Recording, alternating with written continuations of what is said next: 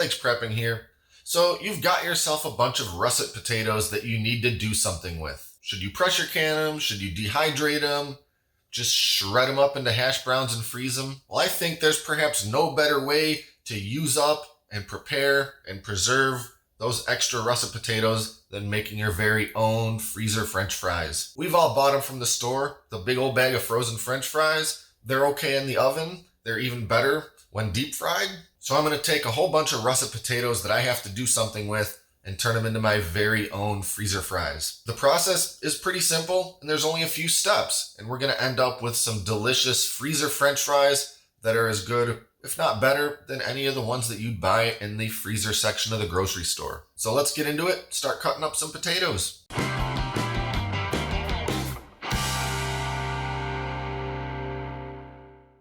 So I'm starting with several big russet potatoes, which are the best type of potato for making French fries. And the first step is, of course, to wash and peel the potatoes. However, if you prefer skin-on French fries, that's perfectly fine too. You can go ahead and skip the peeling step. For me, most of the time, I prefer my French fries without the peels on them.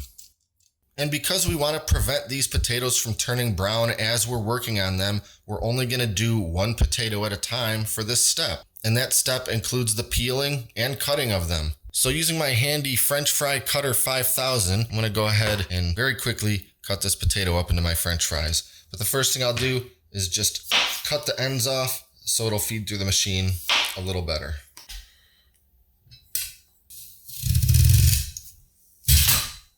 And then I'm going to take all my cut up potatoes and immediately put them into some cold water. Doing this is going to keep them from turning brown while we're working on all the other potatoes. Now let's talk for just a minute about this French fry cutting machine. Now this was a pretty inexpensive machine, but something that I really like about it is that it came with two different plates to cut two different sized French fries. Right now I've got the 3/8 inch plate on there, but it also comes with a 1/2 inch plate if you want bigger, almost steak fries. I like both kinds of fries, but for this batch, I just so happen to want to make the smaller 3/8 of an inch ones. The process is the same, regardless of the size, all the way up until you start frying them. And by the way, you can absolutely just cut your potatoes up with a knife on a cutting board if you don't have a fancy potato French fry machine. Just try your best to make sure that you cut each French fry a consistent size, so that way they'll all cook evenly and consistently with all the other fries when you make a batch.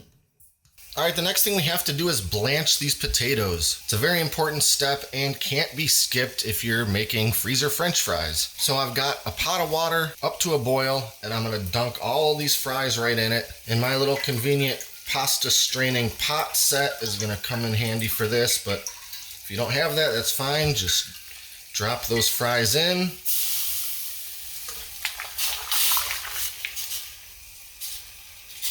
And these cold potatoes are going to drop the temperature of that boiling water to probably below boiling as it's done here, but that's okay. The water's still really hot enough to blanch these things. So we're gonna let this sit in the hot water for 2 full minutes. All right, now we're moving over to the sink where I've got my larger pot filled up with ice water. And now we're gonna dunk all those potatoes right in there to stop the cooking process. And now I'm just gonna leave these potatoes in the ice water for 5 to 10 minutes, just long enough to totally cool them off. I don't want them cooking any more than they already have. And then we're gonna pull them out and move on.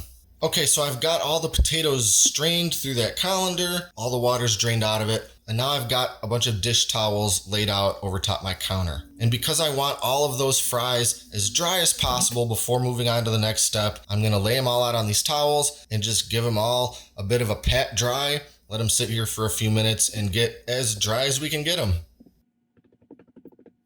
Now that all of our fries are about as dry as we can reasonably get them, the next thing we have to do is coat them in a very light, thin coating of vegetable oil. And for this step, I like to use my giant, great big stainless steel bowl, and I'm gonna pour in some oil. You could use canola oil or vegetable oil. I just like to give the bowl a bit of a coating rather than pouring these directly onto the potatoes, because it's gonna result in a lighter coating of oil. Now, if you don't have a great big bowl like this, you could certainly use a very large Ziploc bag and accomplish the same effect. Put some oil in the bag, throw your fries in there, shake the bag around, move it every which way until everything's everything's nice and coated. But again, just be careful not to put too much oil in there. You don't want these dripping with oil, just the lightest coating.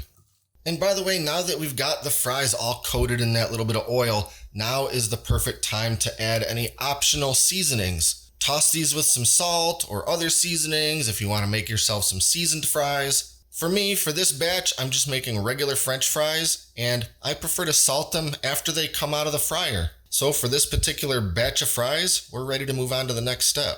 And now I'm going to take a couple of my baking sheets and line them each with a piece of parchment paper. This is part of what's called the flash freezing step. We need to lay out all of our French fries in a single layer on these sheets. And once we've got all of them arranged out as best we can so none of them are overlapping one another, we're going to stick these sheets into the freezer just like this, uncovered, for just a couple of hours. This is going to let them really start to harden up and also freeze enough to where they aren't all going to stick together when we pour them all into a great big bag. So I'm just going to go ahead and put these into the freezer, and then we're going to jump ahead a couple hours and pick it up from there. Okay, it's been a couple of hours since I put the fries into the freezer to flash freeze them, and now they're back out, and all we have to do now is put them in some bags. Now for my frozen French fries, I usually like to use the 1 gallon Ziploc bags. And I know what you're thinking. Everything you've ever seen me package up to store in the freezer tends to be vacuum sealed in vacuum seal bags. And that is completely true, but there's 2 reasons why I prefer more of a loose Ziploc bag for French fries. And the first reason is because I don't want to risk completely squishing and maybe even breaking my French fries from the vacuum seal action of those bags. The vacuum seal bags have all the air sucked completely out of them to the point where they compress and get more compact and really crush everything together. And I really don't want to risk breaking any of my somewhat fragile French fries. Now I could still seal them in the vacuum seal bags, but without vacuum sealing them that tightly. But that brings me to the second reason that I prefer the Ziplocs. And that's it makes it much more convenient to just grab 1 or 2 handfuls or whatever would constitute a serving size for me. I can just open the bag up, grab some out, seal the bag back up. Now I could just vacuum seal the fries into smaller portions like I tend to do with a lot of my food products that I'm getting ready to store in the freezer. But then we get back to sort of reason number 1. So the combination of those 2 things makes me prefer the Ziploc bags. And if I have any that have kind of started to freeze together like this, I'll just give them a little bit of a thunk and they'll pop right apart.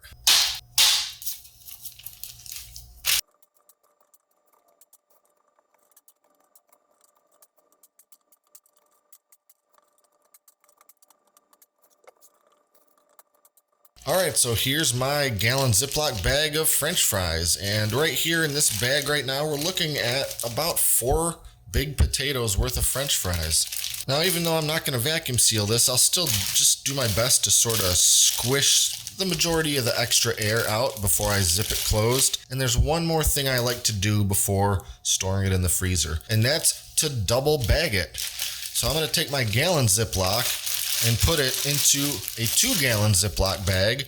And in fact, I'm sure I could put another one of those in this same bag. And the reason I do this is because double bagging it is going to help cut down on the freezer burn or risk thereof. And if you really prefer to vacuum seal these to really cut down any of that worry about freezer burn, you certainly could. And as I've said, with most things, that is my preferred method. But if for possibly nothing else, French fries, I prefer to do this way. So now I'm just going to date it, stick it in the freezer, and I'll have some amazing frozen store quality French fries ready to use whenever I want. Alright, well, it's been a few days since I put these French fries into the freezer. They're, of course, completely frozen solid. And now I want to cook up some French fries for dinner. So I'm going to get my deep fryer going and fry some of these up. But real quick before I start doing that, I wanted to show you a quick comparison.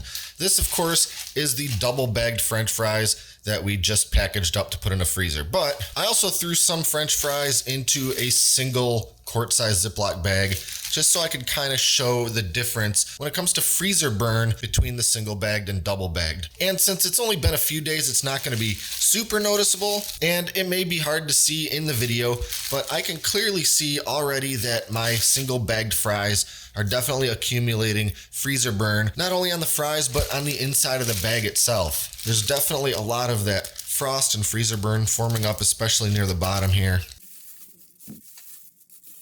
But for my double bagged fries, there's virtually no freezer burn or frost or any such thing forming on the fries. It may happen eventually. I'll get some in there if I leave these in there for weeks or months, but right off the bat, you can see the difference in, just a few days of freezing, the difference between the double bagged and the single bagged. So just a little visualization to kind of back up what I was talking about the double bagging.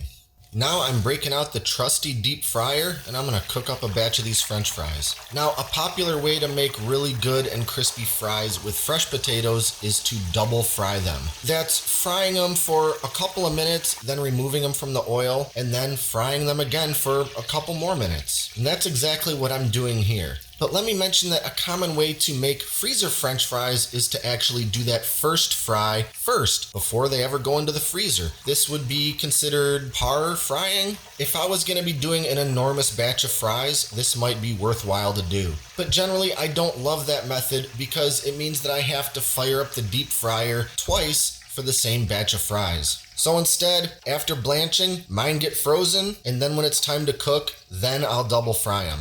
After pulling them out of the fryer for the second and final time, I'll spread them out here on a cookie sheet with a wire rack, sprinkle with sea salt, and they're ready to enjoy.